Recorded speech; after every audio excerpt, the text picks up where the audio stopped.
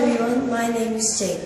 Today I'm going to present about Wiglaf and his baby dragon. Wiglaf would be very happy to be a dragon's mom. At first, right after the baby dragon hatched, it was adorable and it grew quickly and quietly bigger and bigger.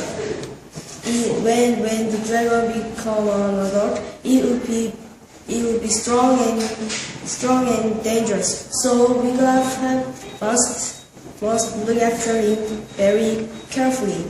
I want to know the baby dragon's adult's picture, and I want to know what will be happening in part 2.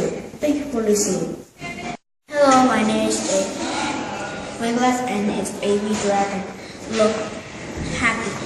Wiglaf's baby dragon, Warren, looks adorable. The candle is melting down, and Wiglaf is holding little green eel. Dragon breathes fire, so Wiglaf must be careful about the dragon. It is dangerous. His dragon, Warren, has yellow eyes with red cherry eyes, and it has green color. It is night. For sure, they have to sleep after the people eat. Thank you for listening.